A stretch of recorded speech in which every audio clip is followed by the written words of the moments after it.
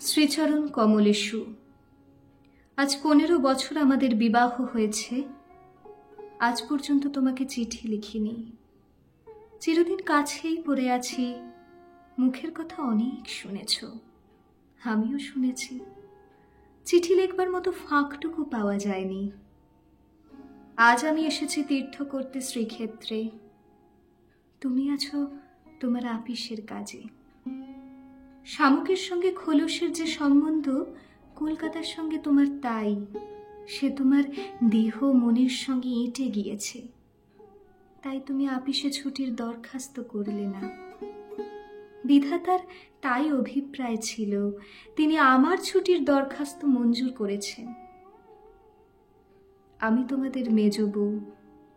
আজ 15 বছরের পরে এই সমুদ্রের ধারে দাঁড়িয়ে জানতে পেরেছি আমার জগৎ এবং জগদীশ্বরের সঙ্গে আমার অন্য সম্বন্ধ আছে। তাই আজ সাহস করে এই চিঠিখানি লিখছি। এই তোমাদের মেজ বউয়ের চিঠি নয়। তোমাদের সঙ্গে আমার সম্বন্ধ কপালে যিনি লিখেছিলেন, তিনি ছাড়া যখন সেই সম্ভাবনার কথা আর কেউ জানতো না, সেই শিশু বয়সে আমি আর আমার ভাই একসঙ্গে সান্নিপাতিক জ্বরে পড়ি। আমার ভাইটি মারা গেল, আমি বেঁচে উঠলুম। পাড়ার সব মেয়েরাই বলতে লাগলো, মৃণাল মেয়ে কি না, তাই ও বাঁচলো, বেটা ছেলে হলে কি আর রক্ষা পেত। চুরি বিদ্যাতে জম পাকা, দামি জিনিসের পরেই তার লোভ। আমার মরণ নেই, সেই কথাটাই ভালো করে বুঝিয়ে বলবার জন্য এই চিঠিখানি লিখতে বসেছি। যেদিন তোমাদের দূর সম্পর্কের মামা তোমার বন্ধু নীরদকে নিয়ে কোণে দেখতে এলেন, তখন আমার বয়স 12। দুর্গম পাড়াগাঁয়ে আমাদের বাড়ি। সেখানে দিনের বেলায় শেয়াল ডাকে। স্টেশন থেকে 7 ক্রোশ স্যাকরা গাড়িতে এসে বাকি 3 মাইল কাঁচা রাস্তায় পালকি করে তবে আমাদের গাঁয়ে পৌঁছানো যায়। সেদিন তোমাদের কি হয় রানী! তার উপরে আমাদের বাঙাল দেশের রান্না। সেই রান্নার প্রহসন আজও মামা ভোলেননি। তোমাদের বড় বউয়ের রূপের অভাব মেজ বউকে দিয়ে পূরণ করবার জন্য তোমার মায়ের একান্ত জিদ ছিল। নইলে এত কষ্ট করে আমাদের সে গাঁয়ে তোমরা যাবে কেন? বাংলাদেশে পিলে, যকৃৎ, অম্লশূল এবং কোণের জন্য তো কাউকে খোঁজ করতে হয় না। তারা আপনি এসে চেপে ধরে, কিছুতে ছাড়তে চায় না। বাবার বুক দূর দূর করতে লাগলো। মা দুর্গা নাম জপ করতে লাগলেন। শহরের দেবতাকে পাড়া গায়ের পূজারী কি দিয়ে সন্তুষ্ট করবে? মেয়ের রূপের উপর ভরসা, কিন্তু সেই রূপের গুমর তো মেয়ের মধ্যে নেই। যে ব্যক্তি দেখতে এসেছে সে তাকে যে দামই দেবে, সেই তার দাম। তাই তো হাজার রূপে গুণেও মেয়ে মানুষের সংকোচ কিছুতে ঘোচে না। সমস্ত বাড়ির, এমনকি সমস্ত পাড়ার এই আতঙ্ক আমার বুকের মধ্যে পাথরের মতো চেপে বসল।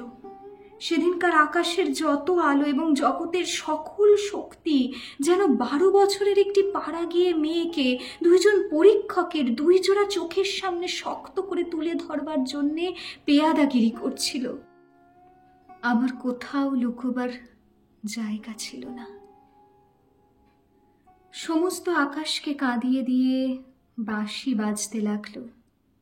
তোমাদের বাড়িতে এসে উঠলুম।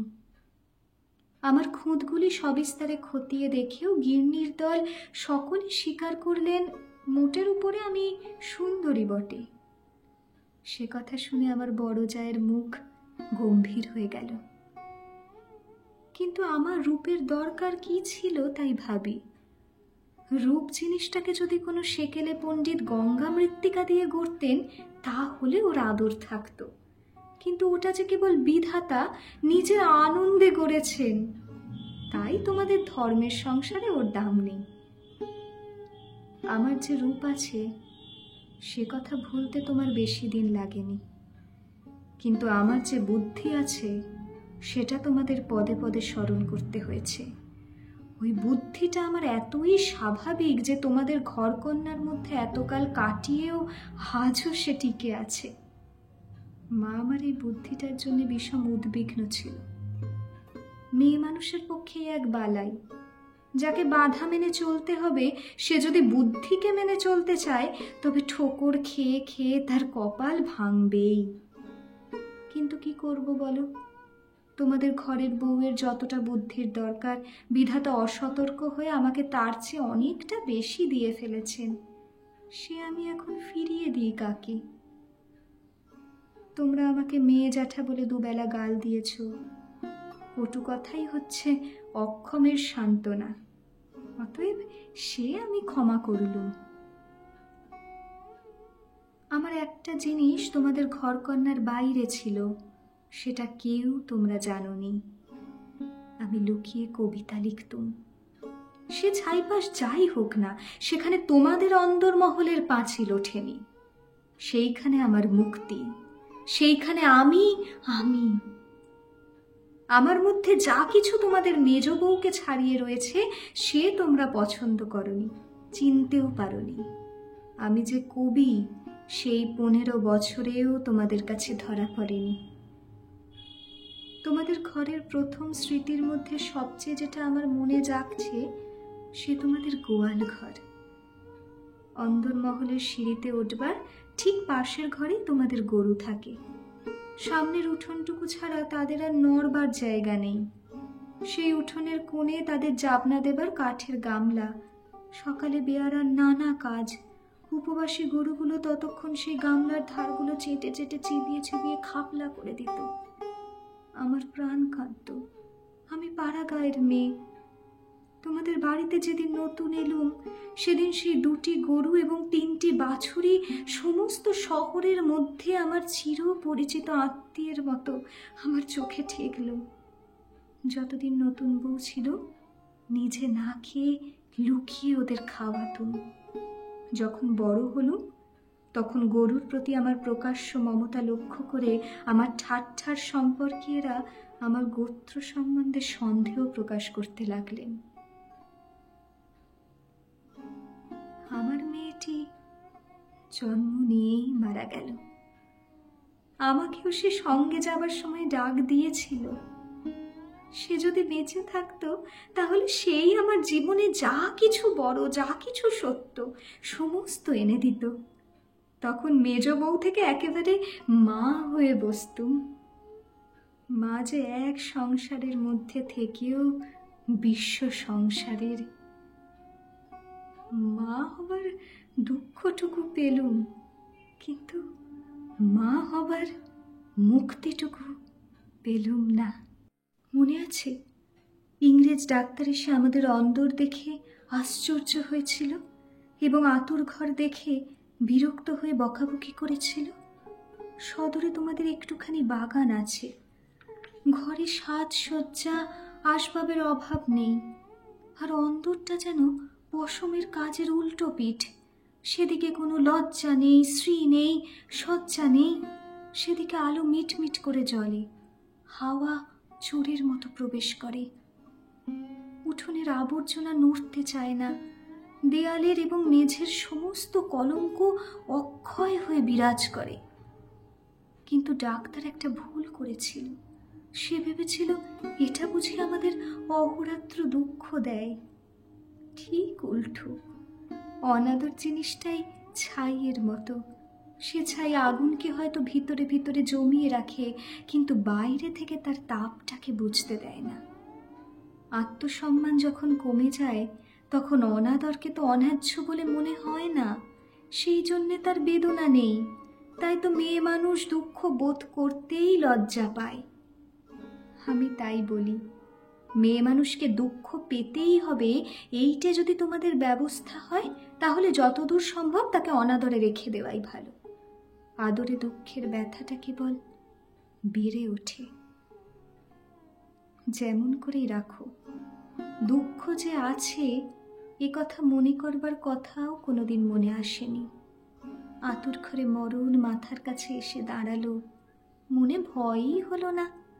জীবন আমাদের কি বাজে মরণকে ভয় করতে হবে? আদরে যত্নে যাদের প্রাণের বাঁধন শক্ত করেছে, মরতে তাদেরই বাঁধে। সেদিন যম যদি আমাকে ধরে টান দিত, তাহলে আলগা মাটি থেকে যেমন অতি সহজে ঘাসের চাপড়া উঠে আসে, সমস্ত শিকড় শুদ্ধ আমি তেমনি করে উঠে আসতুম। বাঙালির মেয়ে তো কথায় কথায় মরতে যায়, কিন্তু এমন মরায় বাহাদুরিটা কি? মরতে লজ্জা হয়। আমাদের পক্ষে ওটা এতই সহজ। আমার মেয়েটি তো সন্ধ্যা তারার মতো ক্ষণকালের জন্য উদয় হয়েই অস্ত গেল। আবার আমার নিত্যকর্ম এবং গরু বাছুর নিয়ে পড়লুম। জীবন তেমনি করেই গড়াতে গড়াতে শেষ পর্যন্ত কেটে যেত। আজকে তোমাকে এই চিঠি লেখবার দরকারই হতো না, কিন্তু বাতাসে সামান্য একটা বীজ উড়িয়ে নিয়ে এসে পাকা দালানের মধ্যে অশ্বত্থ গাছের অঙ্কুর বের করে। শেষকালে সেইটুকু থেকে ইট কাঠের বুকের পাঁজর বিদীর্ণ হয়ে যায়। আমার সংসারের পাকা বন্দোবস্তের মাঝখানে ছোট একটুখানি জীবনের কণা কোথা থেকে উড়ে এসে পড়ল। তারপর থেকে ফাটল শুরু হলো। বিধবা মার মৃত্যুর পরে আমার বড় জায়ের বোন বিন্দু তার খুড়তুতো ভাইদের অত্যাচারে আমাদের বাড়িতে তার দিদির কাছে এসে যেদিন আশ্রয় নিলে, তোমরা সেদিন ভাবলে এ আবার কোথাকার আপদ। আমার পোড়া স্বভাব, কি করব বলো? দেখলুম তোমরা সকলেই মনে মনে বিরক্ত হয়ে উঠেছ। সেই জন্যে এই নিরাশ্রয় মেয়েটির পাশে আমার সমস্ত মন যেন একেবারে কোমর বেঁধে দাঁড়ালো। পরের বাড়িতে পরের অনিচ্ছাতে এসে আশ্রয় নেওয়া, সে কত বড় অপমান। দায় পড়ে সেও যাকে স্বীকার করতে হলো, তাকে কি একপাশে ফেলে রাখা যায়? তারপরে দেখলুম আমার বড় জায়ের দশা। তিনি নিতান্ত দরদে পড়ে বোনটিকে নিজের কাছে এনেছেন, কিন্তু যখন দেখলেন স্বামীর অনিচ্ছা, তখন এমনি ভাব করতে লাগলেন যেন এ তার এক বিষম বালাই, যেন একে দূর করতে পারলেই তিনি বাঁচেন। এই অনাথা বোনটিকে মন খুলে প্রকাশ্যে স্নেহ দেখাবেন, সে সাহস তার হলো না। তিনি পতিব্রতা। তার এই সংকট দেখে আমার মন আরো ব্যথিত হয়ে উঠল। দেখলুম বড় যা সকলকে একটু বিশেষ করে দেখিয়ে দেখিয়ে বিন্দুর খাওয়া পড়ার এমনি মোটা রকমের ব্যবস্থা করলেন এবং বাড়ির সর্বপ্রকার দাসী বৃত্তিতে তাকে এমনভাবে নিযুক্ত করলেন যে আমার কেবল দুঃখ নয়, লজ্জা বোধ হলো। তিনি সকলের কাছে প্রমাণ করবার জন্য ব্যস্ত যে আমাদের সংসারে ফাঁকি দিয়ে বিন্দুকে ভারী সুবিধা দরে পাওয়া গেছে। ও কাজ দেয় বিস্তর, অথচ খরচের হিসাবে বেজায় সস্তা। আমাদের বড় জায়ের বাপের বংশে কুল ছাড়া আর বড় কিছু ছিল না, রূপও না, টাকাও না। আমার শ্বশুরের হাতে পায়ে ধরে কেমন করে তোমাদের ঘরে তার বিবাহ হলো সে তো সমস্তই জানো। তিনি নিজের বিবাহটাকে এ বংশের প্রতি বিষম একটা অপরাধ বলেই চিরকাল মনে জেনেছেন। সেই জন্যে সকল বিষয়েই নিজেকে যতদূর সম্ভব সংকুচিত করে তোমাদের ঘরে তিনি অতি অল্প জায়গা জুড়ে থাকেন। কিন্তু তার এই সাধু দৃষ্টান্তে আমাদের বড় মুশকিল হয়েছে। আমি সকল দিকে আপনাকে অত অসম্ভব খাটো করতে পারিনি। আমি যেটাকে ভালো বলে বুঝি, আর কারো খাতিরে সেটাকে মন্দ বলে মেনে নেওয়া আমার কর্ম নয়। তুমিও তার অনেক প্রমাণ পেয়েছ। বিন্দুকে আমি আমার ঘরে টেনে নিলুম। দিদি বললেন, মেজ বউ গরিবের ঘরের মেয়ের মাথাটি খেতে বসলেন। আমি যেন বিষম একটা বিপদ ঘটালুম। এমনিভাবে তিনি সকলের কাছে নালিশ করে বেড়ালেন, কিন্তু আমি নিশ্চয় জানি তিনি মনে মনে বেঁচে গেলেন। এখন দোষের বোঝা আমার উপরেই পড়ল। তিনি বোনকে নিজে যে স্নেহ দেখাতে পারতেন না, আমাকে দিয়ে সেই স্নেহটুকু করিয়ে নিয়ে তার মনটা হালকা হলো। আমার বড় যা বিন্দুর বয়স থেকে 2-4টে অঙ্ক বাদ দিতে চেষ্টা করতেন, কিন্তু তার বয়স যে 14-র চেয়ে কম ছিল না, এ কথা লুকিয়ে বললে অন্যায় হতো না। তুমি তো জানো সে দেখতে এতই মন্দ ছিল যে পড়ে গিয়ে সে যদি মাথা ভাঙত তবে ঘরের মেঝেটার জন্যেই লোকে উদ্বিগ্ন হতো।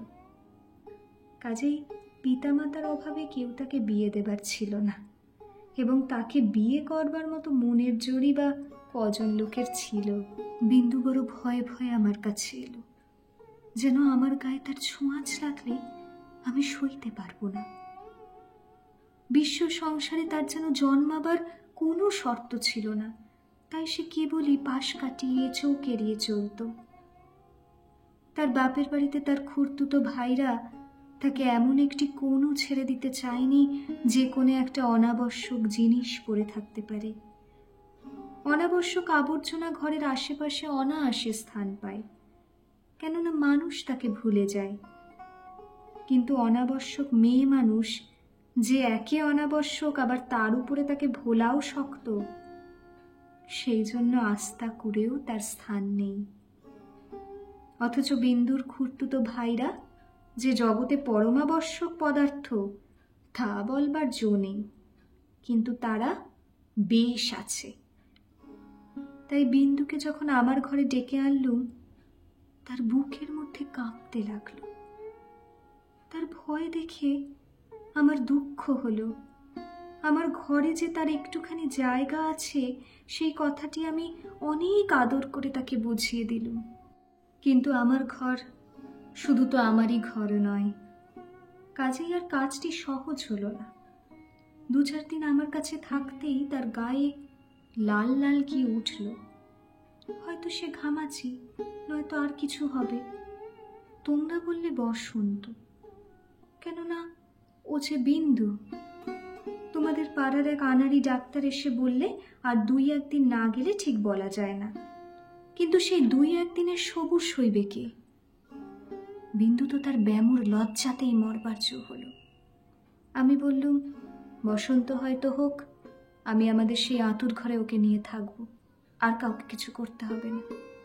এই নিয়ে আমার উপরে তোমরা যখন সকলে মার মূর্তি ধরেছ, এমনকি বিন্দুর দিদিও যখন অত্যন্ত বিরক্তির ভান করে পোড়া কপালি মেয়েটাকে হাসপাতালে পাঠাবার প্রস্তাব করছেন, এমন সময় ওর গায়ের সমস্ত লাল দাগ একদম মিলিয়ে গেল। তোমরা দেখি তাতে আরো ব্যস্ত হয়ে উঠলে, বললে নিশ্চয়ই বসন্ত বসে গিয়েছে, কেননা ও যে বিন্দু। অনাদরে মানুষ হবার একটা মস্ত গুণ, শরীরটাকে তাতে একেবারে অজর অমর করে তোলে। ব্যামো হতেই চায় না। মরার সদর রাস্তাগুলো একেবারেই বন্ধ। রোগ তাই ওকে ঠাট্টা করে গেল, কিছুই হলো না।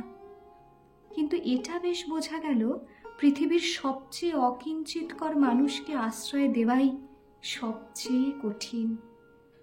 আশ্রয়ের দরকার তার যত বেশি, আশ্রয়ের বাধাও তেমনি বিষম। আমার সম্বন্ধে বিন্দুর ভয় যখন ভাঙল, তখন ওকে আর এক গেরোয় ধরল।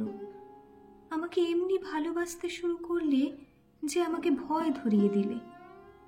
ভালোবাসার এরকম মূর্তি সংসারে তো কোনোদিন দেখিনি। বইয়েতে পড়েছি বটে, সেও মেয়ে পুরুষের মধ্যে। আমার যে রূপ ছিল সে কথা আমার মনে করবার কোনো কারণ বহুকাল ঘটেনি। এতদিন পরে সেই রূপটা নিয়ে পড়ল এই কুশ্রী মেয়েটি। আমার মুখ দেখে তার চোখের আশ আর মিটত না। বলতো, দিদি, তোমার এই মুখখানি আমি ছাড়া আর কেউ দেখতে পায়নি। যেদিন আমি নিজের চুল নিজে বাঁধতুম, সেদিন তার ভারী অভিমান। আমার চুলের বোঝা 2 হাত দিয়ে নাড়তে চাড়তে তার ভারী ভালো লাগতো। কোথাও নিমন্ত্রণে যাওয়া ছাড়া আমার সাজগোজের তো দরকার ছিল না, কিন্তু বিন্দু আমাকে অস্থির করে রোজই কিছু না কিছু সাজ করাতো। মেয়েটা আমাকে নিয়ে একেবারে পাগল হয়ে উঠল। তোমাদের অন্দরমহলে কোথাও জমি 1 ছটাক নেই। উত্তর দিকের পাঁচিলের গায়ে নর্দমার ধারে কোনো গতিকে একটা গাব গাছ জন্মেছে। যেদিন দেখলুম সেই গাবের গাছের নতুন পাতাগুলি রাঙা টকটকে হয়ে উঠেছে, সেই দিন জানতুম ধরাতলে বসন্ত এসেছে বটে। আমার ঘরকন্নার মধ্যে ওই অনাদৃত মেয়েটার চিত্ত যেদিন আগাগোড়া এমন রঙিন হয়ে উঠল, সেদিন আমি বুঝলুম হৃদয়ের জগতেও একটা বসন্তের হাওয়া আছে। সে কোন স্বর্গ থেকে আসে, গলির মোড় থেকে আসে না। বিন্দুর ভালোবাসার দুঃসহ বেগে আমাকে অস্থির করে তুলেছিল। একবার তার উপর রাগ হতো, সে কথা স্বীকার করি, কিন্তু তারে ভালোবাসার ভিতর দিয়ে আমি আপনার একটি স্বরূপ দেখলুম, যা আমি জীবনে আর কোনো দিন দেখিনি। সেই আমার মুক্ত স্বরূপ। এদিকে বিন্দুর মতো মেয়েকে আমি যে এতটা আদর যত্ন করছি, এ তোমাদের অত্যন্ত বাড়াবাড়ি বলে ঠেকল। এর জন্য খুঁতখুঁত খিটখিটের অন্ত ছিল না।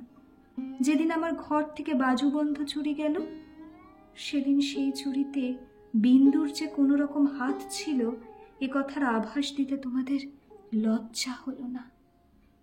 যখন স্বদেশী হাঙ্গামায় লোকের বাড়ি তল্লাশি হতে লাগলো, তখন তোমরা অনায়াসে সন্দেহ করে বসলে যে বিন্দু পুলিশের পোষা মেয়ে চোর। তার আর কোনো প্রমাণ ছিল না, কেবল এই প্রমাণ যে ও বিন্দু।